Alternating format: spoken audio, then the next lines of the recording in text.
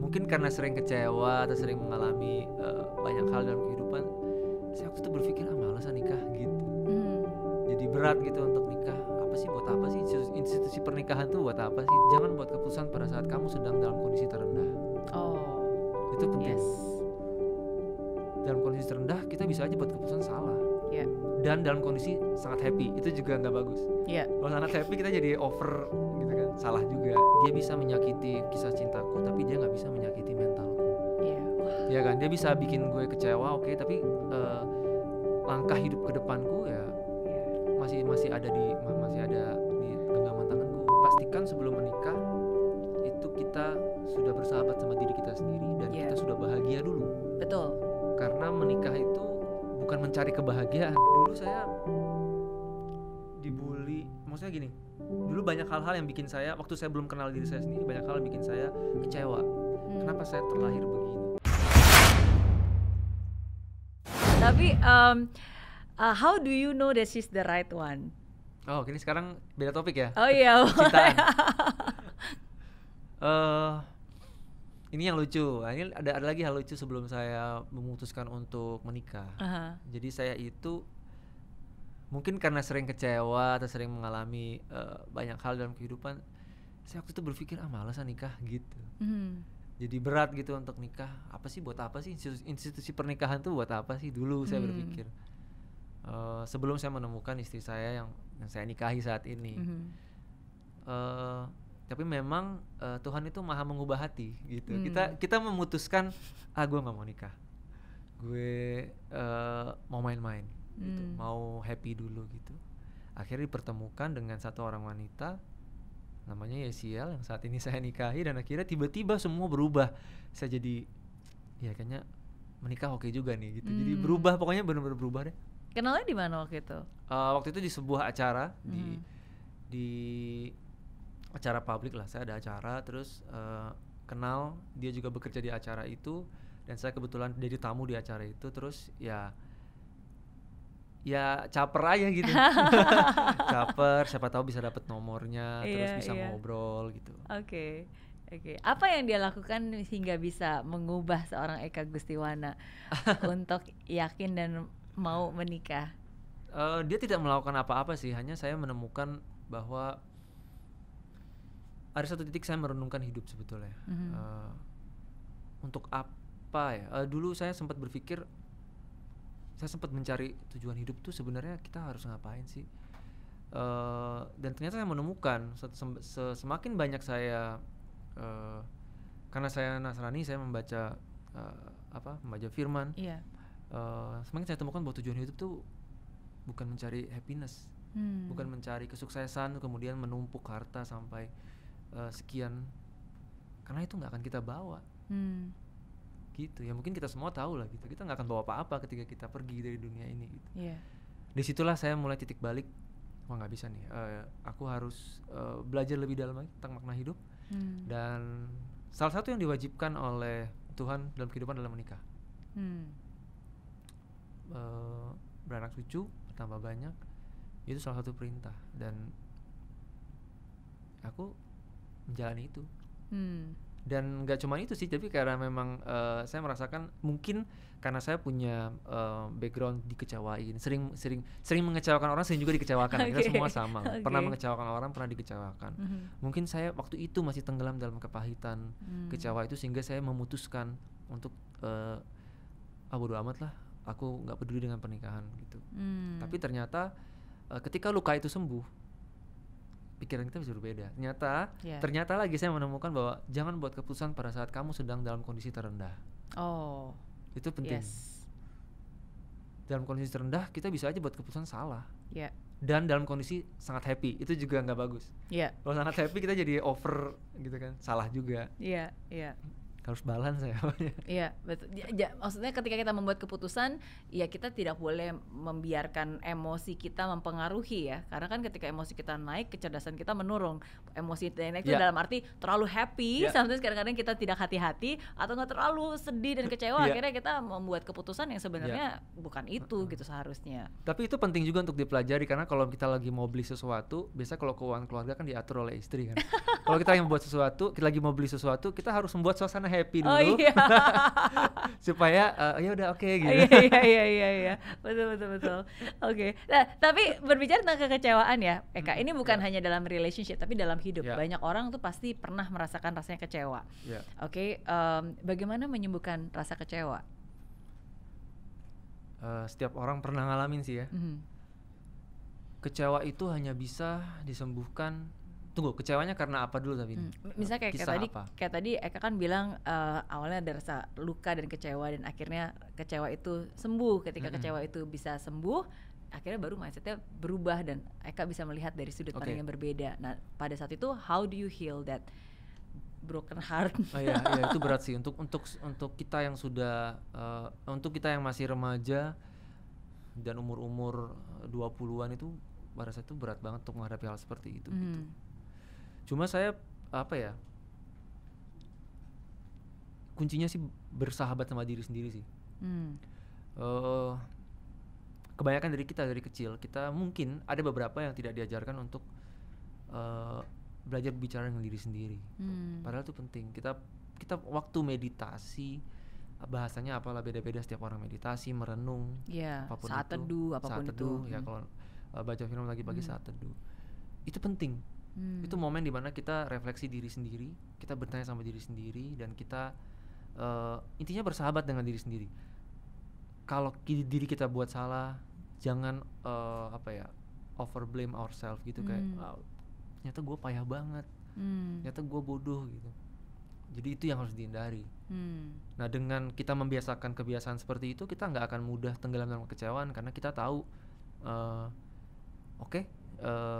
dia bisa menyakiti kisah cintaku, tapi dia nggak bisa menyakiti mentalku. Ya kan, dia bisa bikin gue kecewa, tapi langkah hidup ke depanku masih ada di genggaman tanganku. Aku berdiri di kakiku, bukan kakimu, bukan di kaki orang lain. Jadi aku masih bisa lari.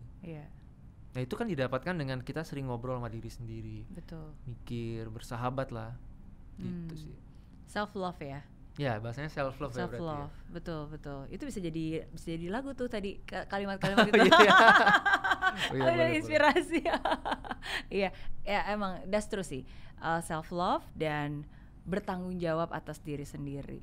Ya itu tadi, bertanggung jawab atas perasaan diri kita, hati kita, dan ya ini kan hidup saya, kalau mau berubah ya cuma bisa saya, yang menyembuhkan ya cuma bisa saya, nggak ada orang lain yang bisa menyembuhkan. Ya kan? Dan saya baru ingat, jangan berusaha menyenangkan semua orang. Kadang itu sumber kekecewaan terbesar ketika kita berharap orang lain menerima atau senang karena perbuatan kita, kemudian dia tidak senang, kita akan jadi kecewa. Jadi jangan menaruh kebahagiaanmu ke afirmasi dari orang, konfirmasi dari orang. Kebahagiaanmu ya keputusanmu sendiri. Mau dia pergi, kamu bisa memutuskan untuk bahagia. Mungkin untuk patah hati agak susah ya mendengarkan hal ini gitu. Tapi itu yang dipaksakan ketika saya waktu patah hati. Gak bisa, gue harus maju deh. Aku duduk di depan teras rumah sendiri, coba kurang lonely apa? Duduk di depan teras rumah, wah, gue ditinggalin nih. Gitu. Tapi ya udah. Jadi komitmen, ntar ya, tunggu aja. Gitu. Setiap cerita punya pelajaran berharga, dan akhirnya cerita itulah, kalau itu nggak terjadi, nggak mungkin bisa ada Eka yang sekarang. Betul, ya kan, nggak mungkin bisa bertemu dengan Yasiel dan sekarang jadi kompak banget nih berdua berkarya bersama, ya kan. Eka yang bikin musik, Yasiel juga nyanyi, ya kan, terus bikin konten, jalan-jalan, ya kan, dan berkarya bersama. Jadi itu sih yang dinikmati, saya yakin. Saya aja ngeliat aja sangat menikmati kok, apalagi yang ngejalanin, ya nggak? Saya malah ngelihat Miss Mary dan Mas Alfa, saya lebih iri sebetulnya. Karena mereka selalu bareng dan mikirin ide bersama. Kayak panutan saya sebenarnya Miss Mary dan Mas Alfa. Amin, thank you. Tapi kita semua tahu, untuk semua yang sudah berumah tangga pasti tahu, nggak mungkin rumah tangga itu nggak ada masalah, nggak mungkin nggak ada yang bertukar pikiran, tuh pasti selalu ada. Tapi itulah yang membuat warna, ya kan. Kita kan menikah bukan karena dia sempurna, tapi ya kita menikah ya karena kita dua orang yang tidak sempurna sama-sama ingin bahagia aja dan menyempurnakan satu sama lain. Dan pastikan sebelum menikah itu kita sudah bersahabat sama diri kita sendiri dan kita sudah bahagia dulu. Betul. Karena menikah itu bukan mencari kebahagiaan, Setuju. doang gitu. Justru menikah itu kita dihadapkan dengan bagaimana kalau pasangan kita sedang tidak bahagia. Iya. Kita harus kan kalau saya melihat kebahagiaan itu seperti bensin gitu. Iya. Yang satu bensinnya udah mau habis nih, yang ini mesti ngasih. Oh iya. Iya Betul, kan? betul. Sedangkan kalau kita nggak bahagia, kita nggak bisa terima diri sendiri, dua-duanya dalam kondisi berbahaya. Nah, itu berbahaya buat hubungan kalau menurut prinsip. Betul. Iya. Setuju. Ada satu buku yang sangat mengubah hidup saya, khususnya cara pandang saya terhadap pernikahan. Iya, Jadi kita jadi bahas pernikahan. Ganti topik. Ya itu love language sih, 5 love Oke. languages. Eka udah Aku pernah belum baca? baca. Oh, oke. Totally recommended. Ntar oke. aku rekomendasikan. Jadi itu ngomongin tentang love tank. Setiap dari kita tuh pasti punya tangki cintanya sendiri gitu. Oke. Dan sometimes kalau tangki kita udah kosong, ya akan sangat susah gitu untuk kita Iya. berbagi gitu. Jadi kayak gampang kesel dan seterusnya. Nah, sedangkan ya kita harus bisa mengisi. Tapi cara mengisi tangki itu setiap orang berbeda-beda kan love language-nya. Ada yang merasa dicintai kalau dia dipeluk. Ada yang merasa dicintai kalau dia dikasih hadiah. Jadi beda-beda gitu. Jadi sometimes cara kita dicintai dan cara kita mencintai orang lain beda gitu. Jadi itu salah satu buku yang sangat mengubah. Jadi Miss Mary sampai sekarang masih belajar ya, masih. Oh iya dong. Terus pasti belajar, sama kayak Eka, karena ya kalau kita nggak belajar ya kita nggak akan bisa bertumbuh kan. Ya kalau kita nggak belajar ya kita akan merasa paling pintar dan itu adalah akhir dari segalanya. Itu bahaya banget gitu. Jadi selalu harus terus belajar dan berproses. Gitu ceritanya. Seru. Jadi ngomongin percintaan. Yes, oke. Nah, tapi berarti kalau antara Yesil dan Eka, yang mana, siapa yang lebih sabar? Ntar kan nggak ada dia di sini nih, kan jadinya pincang nih. Oh iya. Ya kita berusaha bersama-sama untuk sabar. Bahasanya diplomatis ya. Yang lebih romantis? Saya mengakui saya orang yang tidak romantis. Dan dia pasti agree dengan itu. Oke. Yang lebih sering ngalah? Yang lebih sering ngalah sama-sama. Soalnya Yesilnya nggak ada di sini ya. Iya. Harusnya saya ajak tadi ya. Harusnya diajak. Iya. Tapi I'm happy kalau aku jujur bisa bilang kan kita beberapa kali pernah ketemu ya dan ngobrol-ngobrol. Saya sendiri ngerasa Eka yang sekarang itu sudah banyak sekali berubah dari pemilihan katanya, dari cara pikirnya gitu. I mean is good. I'm happy karena sometimes kan kita belajar dari pengalaman ya, dan ketika kita merefleksikan kembali, dan again menurut saya kayak namanya meditasi dan mengenal diri sendiri tuh sungguh penting banget sih, mau perempuan mau pria gitu, is important ya. Dan kalau tadi Eka bilang, bahkan Eka juga meluangkan waktu sendiri, saya ada yang nyebutnya meditasi, ada yang menyebutnya saat teduh, ada yang menyebutnya apa, ya itu is important sih, karena itu juga yang saya lakukan khususnya selama 1 tahun terakhir ini di masa pandemi. It's not easy buat banyak orang, tapi di mana ada begitu banyak ketidaktenangan dan kekacauan dan ketidakpastian, ya satu-satunya yang kita harus berpegang ya dengan sesuatu yang pasti, yang di atas, dan mengenali diri kita sendiri gitu. Dan supaya kita bisa mengambil keputusan yang benar dan tahu ini mau kemana nih langkahnya nih gitu. Supaya kalau ada orang lain yang ngomong, kenapa kita harus kenal diri sendiri ya, saya menambahkan supaya orang lain kalau ada ngomong tentang kita yang mungkin nggak benar atau mungkin benar, kita nggak keganggu. Misalnya saya sering ya, kalau perundungan kan dulu pada waktu sekolah pasti kita ada beberapa kali dibully sama orang, melakukan kesalahan kita dibully. Nah, dengan kita mengenal diri sendiri itu kita jadi nggak mudah down, gitu. Jadi ya udah, dulu saya dibully, maksudnya gini, dulu banyak hal-hal yang bikin saya, waktu saya belum kenal diri saya sendiri, banyak hal yang bikin saya kecewa. Kenapa saya terlahir begini? Kenapa begini? Kenapa saya begini? Gitu. Kenapa saya orang pelupa banget dari dulu, tapi itu pelupa. Dulu saya sempat kecewa. Kenapa saya ketika sebelum saya bersahabat dengan diri saya pelupa. Terus ya bentuk fisik tubuh kita juga banyak kurang. Kenapa begini? Ketika belum menerima diri, kita akan mudah jatuh dengan omongan orang seperti itu. Gitu. Bahkan ketika orang bilang musik kita jelek aja, kita langsung super down, bahkan kayak mau berhenti jadi musisi. Ketika saya awal-awal berkarir musik juga gitu. Tapi karena sudah mengenal value-nya kita, bahwa kita, setiap orang diciptakan bukan produk gagal. Itu aja. Jadi percayalah. Ketika udah kenal itu ya bodo amat orang mau bilang apa juga. Saya tuh mungkin di talk show pertama ini saya kasih tahu, saya tuh suka pakai poni karena jidat saya besar, jenong. Saya bisa ngomong gini sekarang karena sudah bersahabat dengan diri saya. Kalau dulu saya bisa stres, bisa nangis, dibully karena jenong, dipanggilnya jenong. Berapa banyak orang dipanggilnya jenong terus dia stres. Tapi sekarang saya bodo amat, mau gue buka kan mau gimana bodo amat. Ya itulah saya diciptakan seperti itu, you don't have to. Ya aku nggak salah dengan itu. Gitu. Dan kamu juga sebenarnya terserah kamu mau ngomong apa, ya kamu berhak aja ngomong apa ke saya, tapi ya nggak masuk, saya keluarin lagi ke kuping kiri saya. So ya udah. Itulah yang membuat saya kayak mungkin bisa dibilang bahagia saat ini karena saya menerima apa yang diberikan oleh Tuhan kepada saya saat ini. Gitu. Siapa kita bukan kata mereka, tapi ya kita tentukan sendiri, dan memang Tuhan sudah ciptakan kita dengan segala macam talenta dan keunikan kita. Betul. Iya. Wow, thank you so much sudah berbagi. Seru. Thank you sudah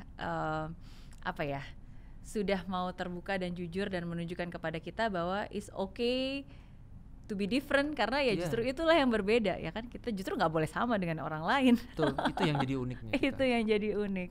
Iya. Thank you sekali lagi. Terima kasih. Sukses buat karya-karyanya. Ditunggu Amin. Karya-karya berikutnya.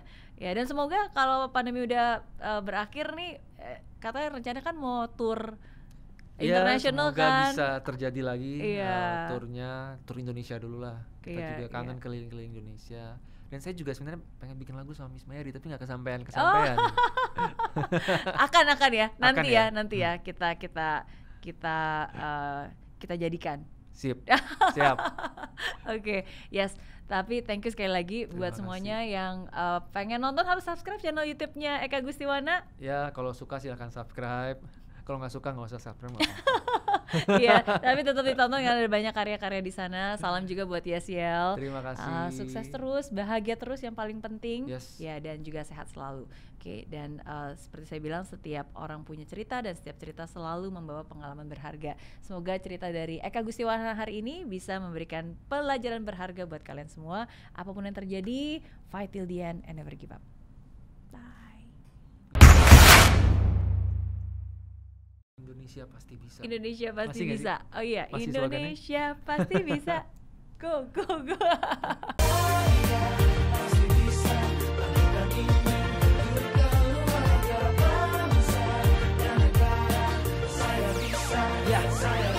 Laksana bumi tanpa hujan, hidup tanpa tujuan, kering dan mati tanpa hijaunya tumbuhan. Demikian kalau mimpi tak kunjung terjadi.